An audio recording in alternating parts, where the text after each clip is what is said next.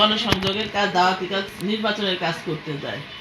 যাওয়ার পরে আমাদের বাধা দেয় হচ্ছে আনুর বাড়ির সামনে। এখানে আনুর বাড়ির সামনে বাধা দেয়, বলে যে জয়নালকে জয়নালকে তো চিনি না, ও কইতে উড়া এসে জুড়া বসছে, ওকে তো চিনি না।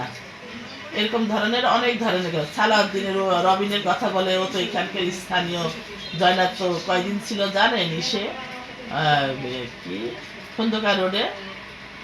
আপনারা তো জানেন না, ওই 2-3 মাস ছিল ভাড়া, তারপর এখন কোথায় আছে সেটাও জানেন না।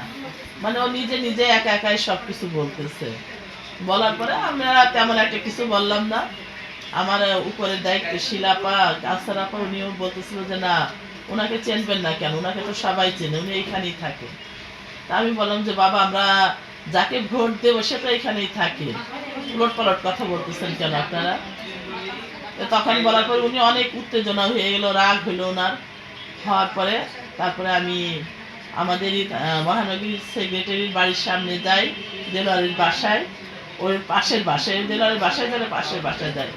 ওইখানে এক রকম বোন আমার কাজ করতেছিল 5 তলায়। তাই আমার পা ব্যথার জন্য আমি উপরে উঠতে পারিনি। ওইখানে এক কর্মীর সাথে আমার দেখা হয়। দেখা হওয়ার পরে বলছে আন্টি আপনি এখানে? তা আমি বলতেছি কি, আমি তো নির্বাচনের কাজে বাড়াইছি, চলো যাই লিফলেট দেই। ও বলতেছে আচ্ছা আমি তো চাকরি করি, চলেন আন্টি আপনারা আপনার একটু সময় দিই। তখন সময় দেওয়ার পরে আমি আবার ব্যাকে চলে আসি। যেখান থেকে আনুর বাড়ি, যেখান থেকে কথায় ওরই সোজাসুজি চলে যায়। ওইখানে অবশ্য আগে আছে মহানগরীর ছিল, অফিস ছিল, আমি চিনি অবশ্য। আমি ওইখানে যাই, যাওয়ার পরে ওকে আমি বলি যে 5 তলায় উঠো। ওটার চিপার ভিতরে একটুখানি যায়, পিছন ভিড়ে থাকি। ওইখান থেকে যে কে আমাকে মানে এটা মানা, বুঝতে পারলাম যে আমাকে কেউ হয়তো মারতেছে। তখন আমি ঘাটটা সরাই দিই সামনের দিকে, দেওয়ার পরে মারার পরে আমি বসে পড়ি।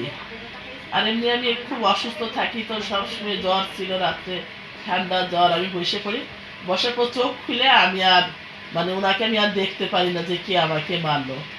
তখন হচ্ছে ওই আস্তে আস্তে আমি সামনের দিকে এক রিক্সাওয়ালা এসে বলতেছে আন্টি আপনার কি এখানে? তখন ও দেখে যে আমার হাতে রক্ত, ও আমার নিয়ে যায় শনি আকলারের সাইডে। নিয়ে যাওয়ার পরে একটা ইসে নিয়ে যাওয়ার পরে ওইখানে ডাক্তার দেখায়, দেখানোর পরে আমি একাই বাসায় চলে আসছি। আসছে এই কারণে যে না 4টা না, যেটা সত্য সেটা মাথায় আর কি লাগে নাই, হয়ে গেছে আর কি। তখন হচ্ছে আমি আইসে আমি কাউকে বলতে চাচ্ছি না, কারণ নির্বাচনের সামনে হয়তো আমার এই ভয়তে কেউ বাড়াতে চাবে না আমার কর্মীরা। সেজন্য আমি সুমায় আপার কাছে